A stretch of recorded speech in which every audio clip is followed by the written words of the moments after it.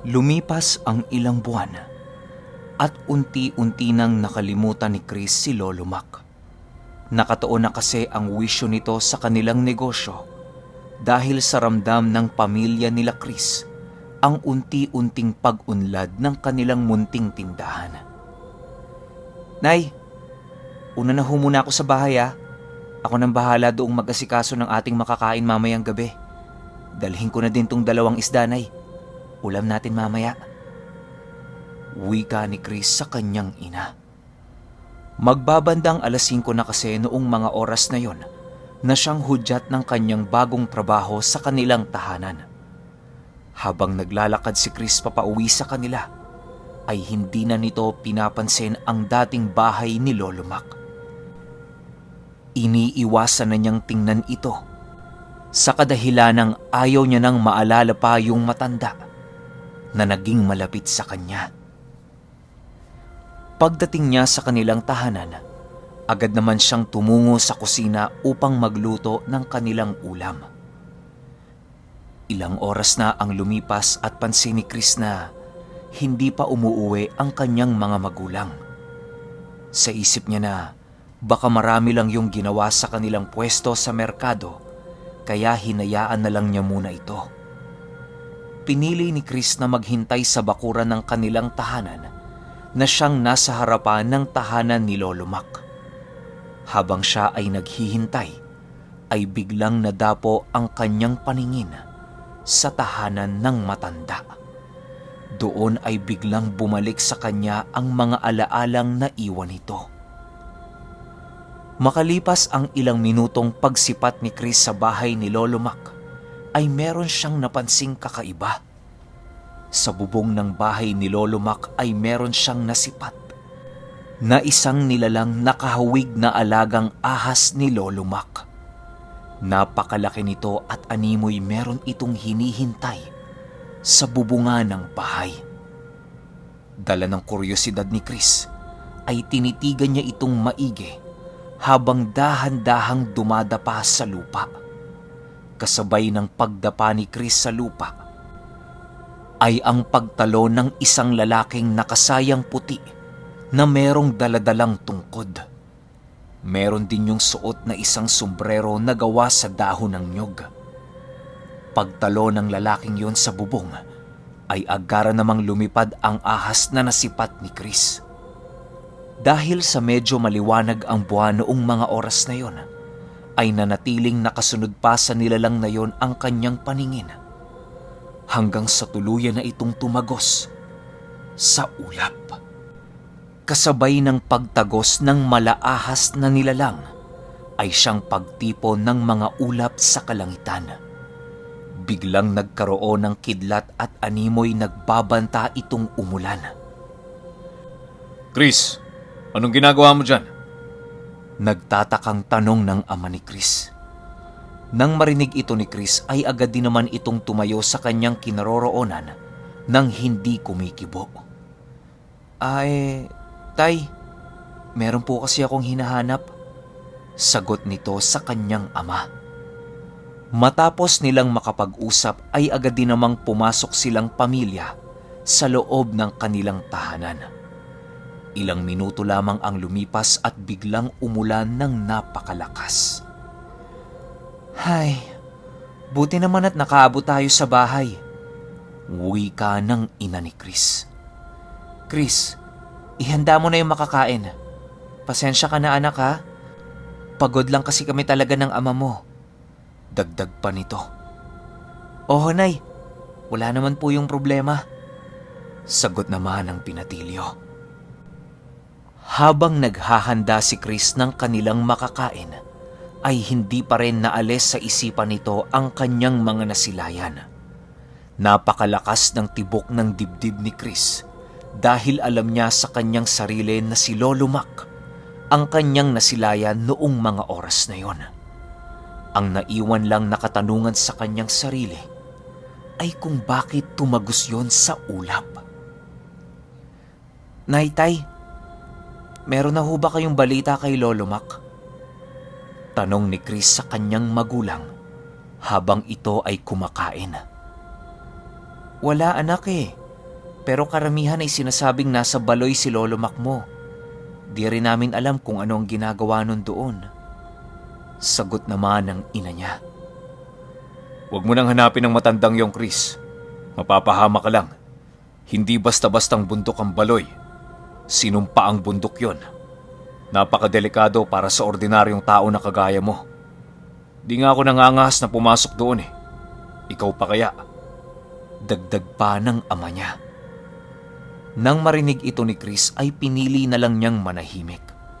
Ayaw niyang makipagtalo sa kanyang mga magulang, lalo pat nasa harap sila ng pagkain. Hinayaan na lang ito ni Chris sa kanilang mga sinasabi, pero hindi niya maipagkakaila sa kanyang sarili na hanapin ang kinaroroonan ni Lolo Mac. Sumapit ang oras ng tulugan at nakatulog naman ng maayos si Chris. Habang siya ay natutulog, biglang pumasok sa kanyang isipan ang mga pangitain tungkol kay Lolo Mac. Nakita niya yon sa kanyang panaginip na nakaharap sa bundok ng Baloy na nasa isang tipak ng bato sa gitna ng karagatan. Dahan-dahan itong itinaas ang tungkod niya at kasabay nito ang pagbuo ng napakakapal na ulap na di naglaon ay nagkaroon ng napakalakas na kidlat na tumama sa tungkod ni Lolo Mac. Sa pagtama ng kidlat sa tungkod ng matanda, ay siya namang pagbaba ng ahas na kanyang alaga. Agad itong tumungo sa kanyang kinaroroonan habang nagliliwanag ang mga mata nito. Kasabay ng pagliwanag ng mga mata ng nilalang na yon, ay siya namang pagliwanag ng mga simbolong nakaukit sa balat ni Lolo Mac. Matapos itong masilayan ni Chris, ay agad din naman itong napabalikwas sa kanyang higaan. Kahit alam niyang natutulog siya noong mga oras na yon, ay parang totoo ang kanyang mga nasilayan. Pagsilip niya sa labas ng kanilang tahanan, ay pansin niyang gabi pa pala. Kaya ang ginawa niya ay kumuha siya ng isang basong tubig upang uminom. Hindi na kasi nakakatulog ng maayos si Chris sa tuwing nagigising ito, ayon sa kanya. Sumapit ang umaga at naging abala naman ang pamilya nila Chris sa kanilang mumunting tindahan. Hindi kasi mahulugan ng tao ang merkado noong mga oras na yon, gawa ng araw yon ng sahudan. Halos hindi nakakain ng almusal si Chris, gawa ng wala siyang oras para dito. Napakaraming taong nagsidagsaan sa merkado dahil sa mga banye-banyerang isdang ibinibenta roon. Sumapit ang hapon at doon pa lamang nakapagpahinga ng maayos si Chris. Bale, kumain lang siya ng kanilang meryendang kamote at uminom ng kape upang kahit papaano'y maibsan ang kanyang iniindang gutom. Habang siya ay nagkakape noong mga oras na yon, ay meron siyang nasipat na isang taong hindi kalayuan sa kanilang tindahan. Nakasuot yon ng dahon ng nyog na ginawang sombrero. Pagtingin ni Chris dito ay agad nitong nakuha ang kanyang atensyon. Pamilyar na pamilyar kay Chris ang matandang yon nang masipat niya ito. Hindi siya nagkakamaling maaaring si Lolo Mac, ang matandang kanyang nasilayan. Nay! Nay! Kayo na po muna magbantay ng tindahan ha. May pupuntahan lang po ako saglit. Nagmamadaling wika ni Chris. Matapos nitong makapagpaalam, ay hindi na ito naghintay pa ng permiso sa kanyang ina. Sabik na sabik ang binatilyo noong mga oras na yon, na muling masilayan ang matandang unang nagpakita sa kanya ng hiwaga. Pagdating niya sa huling lugar na nasilaya niya ang matanda, ay wala na ito. Biglang umikot ang paningin ni Chris sa lugar at doon niya nasilayan ang isang matandang naglalakad papalayo ng merkado. Wala itong kasama nang masipat ito ni Chris. Maliban sa dala nitong isda, ay meron din yung tungkod na nagpapabalanse sa kanyang paglalakad. Lolo Mac! Lolo Mac! Kayo ho ba yan? Tanong ni Chris habang tumatakbo. Kahit anong sigaw niya sa matandang yon ay hindi siya nito dinidinig. Nanatiling naglalakad ang matandang yon hanggang sa madapo ito sa isang lugar na wala ng kabahay-bahay. Pagtigil ng matandang yon ay siya namang pagtigil ni Chris sa pagtatakbo. Lolo Mac, kayo ho ba yan? Nag-aalala na ho kami sa inyo nila Itay. Wika dito ni Chris. Nang marinig ito ng matanda, ay biglang napalingon yun sa kanya. Bakit naman kayo mag-aalala sa akin, Chris? Ako nga ang nag-aalala sa inyo eh. Sagot nito. Matapos itong makapagsalita, ay kasabay nito ang pagtulo ng luha ni Chris sa kanyang mga mata. Dahil sa pangungulila niya sa matandang yon, ay hindi na niya mapigilan pa ang pagbugso ng kanyang luha. Ilang minuto din siyang natigilan sa kanyang kinatatayuan dahil sa pangungulila nito sa kanyang itinuturing na lolo. Lolo Mac, bumalik na ho kayo sa bahay ninyo. Ito na lang ho kayo manirahan ulit. Sige na naman, Lolo Mac mo. Wika ni Chris habang umiiyak. Alam mo, Chris, may mga bagay sa mundong ito na kailangan mong isakripisyo upang maprotektahan mo. Hanga din ako sa lakas ng loob mong pumunta sa bundok ng Baloy upang hanapin ako. Pinagmamasdan kita, iho, at ramdam ko ang lungkot mo. Pero nais ko mang umuwi sa bahay na tinitirhan ko ay hindi yun maaaring mangyari. Meron akong sigalot na kinakaharap ngayon laban sa mga labdog. Ang iyong nakitang mga nilalang noong pumunta ka sa aking bahay ay muling nag-aklas ng digmaan kontra sa mga ermetanyong kagaya ko. Ngayon ay kasalukuyan kaming nakatira sa Baloy, kung saan kami ipinagtipon ng aming punong tagapamahala upang labanan ang muling paglitaw ng mga labdog sa ating mundong kinagagalawan. Ang nagsisilbing lagusan nila sa Baloy ay patuloy naming hinaharangan. Hindi lang ako nag-iisang ermetanyo, Chris, kung hindi marami kami. Huwag kang mag-alala, apo ko. Dadalawin kita sa mga panaginip mo. Sagot naman ni Lolo Mac. Matapos nitong magsalita, ay unti-unti naman itong naglaho. Parang isang refleksyon lang sa tubig si Lolo Mac noong mga oras na yon. Matapos nitong maglaho, ay halos hindi na muling makalakad si Chris dahil sa sobrang pagkamangha nito sa matandang yon. Pagbalik niya sa kanilang tindahan, ay hindi na yon sumagot pa sa kanyang inang pinapagalitan siya. Naku naman, Chris, huwag ka namang pasaway. Alam mo namang napakaraming trabaho dito eh. Tingnan mo yung ama mo. Halos makuba na yan. Kakapasa ng banyerang merong lamang isda. Pangaral ng ina ni Chris. Tumangulang naman si Chris noong mga oras na yon at agaran din naman ang pagtulong sa kanyang ama. Sumapit ang gabi at doon na nagkaroon ng interes si Chris sa naiwang bahay ni Lolo Mac. Matapos nilang kumain ay tumungo si Chris sa labas ng kanilang tahanan upang sipatin ang bahay na iniwan ni Lolo Mac.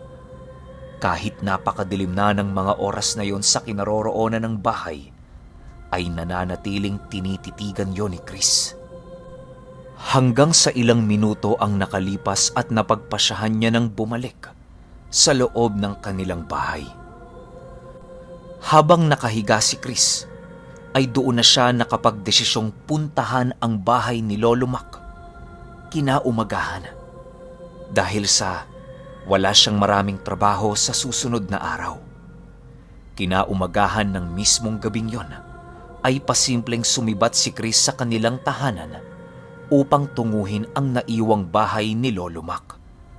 Nang marating niya ang bahay ni Lolo Mac, ay agad naman itong binuksan ang pintuan. Walang pag-aalinlangang pinasok yon ni Chris upang tingnan ang mga bagay na naroroon sa bahay na yon. Pagpasok ni Chris sa loob ng tahanan ni Lolo Mac, ay ramdam pa rin ito ang buhay ng buong bahay. Pansin pa din ni Chris ang pasimpleng paggalaw ng mga gamit ni Lolo Mac, kahit wala na doon yung matanda. Pero kahit nakakaramdam na ng takot si Chris noong mga oras na yon, ay pilit niyang tinatatagan ang kanyang loob upang makahanap ng kahit anong bagay na magtuturo sa kanya sa kinaroroonan ni Lolo Mac. Pagpasok niya sa silid ng matanda, ay bumungad sa kanya ang iba't ibang librong doon niya palang nakita. May mga libro sa lugar na yon na nakaukit sa kawayan. Ang ipinagtataka lang ni Chris sa lugar na yon ay walang kahit ni isang insektong nakatira dito. Isipin niyo napakaraming butas ng dingding ng tahanan ni Lolo Mac, pero kahit ni isang langgam ay walang makita si Chris. Kahit mga alikabok na dinadala ng hangin ay walang bakas sa loob ng bahay nito. Dahil sa walang mahanap doon si Chris, ay pinili niyang magbasa sa mga naiwang aklat ni Lolo Mac. Ano kayang magandang tingnan dito? Sana naman, meron akong mahanap na makakapagturo sa akin kay Lolo Mac. Wika ni Chris sa kanyang isipan habang nagbubuklat siya ng libro. Mga Latin ang nakaukit sa librong tinitingnan ni Chris, kaya hindi na ito nag-abalang basahin pa ito. Minsan na ding nasabi yan ng kanyang ama sa kanya na napakadelikadong magbasa ng ibang lengguwahe, gawa ng maaaring iba ang maging kahulugan nito kapag binasa mo yon ng mali. Habang tumitingin-tingin si Chris sa libro, ay meron siyang napansing salitang minsan na niyang narinig kay Lolo Mac. At yun ay ang salitang labdog. Dahan-dahan niyang binuksan ang bawat pahina ng librong yon, at doon tumambad sa kanya ang mga aninong nilalang na kung tawagin ay labdog. Ayon kay Chris, na ang labdog ay isang uri ng nilalang na nasa kaanyuan ng isang anino. Lahat ng labdog ayon sa libro ay merong iba't ibang sandatang pagmamay-ari. Hindi yun nagdudulot ng panganib sa mundo kapag nasa ganoong katayuan pa lamang sila. Nagiging delikado lang ang labdog sa tuwing sumasanib puwersa yon sa mga taong nasa panig ng kaliwa, kagaya ng manggagaway, mansasalit, aswang, mambabarang, mangkukulam, manlalason, at kung ano-ano pa. Maliban pa dyan ay doon rin nakita ni Chris ang bundok ng Baloy na kung saan ay isang pugad yon ng mga mambabarang. Doon niya unti-unting nauunawaan ang sinabi sa kanya ni Lolo Mac noong nagkita sila. Paano ka nakapasok dito? Biglang wika ng isang nilalang kay Chris. Dahil sa tanong na narinig niya ay natigilan siya sa kanyang pagtingin sa libro. Dahan-dahan niyang ibinaling sa likuran niya ang kanyang paningin, at doon ay tumambad sa kanya ang isang nilalang na nasa kaanyuan ng isang maliit na halaman. Teka lang, ano ka? Gulat na tanong dito ni Chris. Ako ang ipinagbantay dito ni Makmak. Isa akong engkanto. Sandali. Paano ka nakapasok dito? Sagot naman ng nilalang na yon. Pumasok lang ako. Bukas yung pinto eh. Sagot naman dito ni Chris. May basbas ka bata ni Makmak. Hindi makakapasok ang kahit na anong nilalang sa pamamahay na to dahil sa ritual na iniwan dito ni Makmak. Tanging ako lamang ang nag-iisang nagbabantay dito. Ilang buwan na ang lumipas. Wika ng engkanto na napakatinis ng boses. Nang marinig ito ni Chris, ay tuluyan na siyang nabuhayan ng loob na mahanap muli si Lolo Mac. Dahil sa sumibat lang siya sa kanilang tahanan noong mga oras na yon, ay pinili niyang bumalik na muna sa kanilang tahanan. Mag-iingat ka, bata. Paalala, huwag kang pumunta dito ng takip silim. Wika ng engkanto sa kanya habang naglalakad si Chris papalabas ng silid ni Lolo Mac. Paglabas niya sa bahay nito, ay agad din naman siyang kumaripas ng takbo pabalik sa kanilang tahanan. Nadatna ni Chris ang mga magulang niya pagdating sa kanilang bahay na abala sa kanilang mga ginagawa. Ang ama niya noong mga oras na yon ay naghaharapas ng damo at ang ina naman niya ay nagluluto ng kanilang makakain. Okay, grabe nabitin ako. Iksi no? Sana sa sender natin sa susunod medyo mahaba-haba naman. Yun lang, kita-kits tayo sa susunod kong upload. Sunod kagad natin.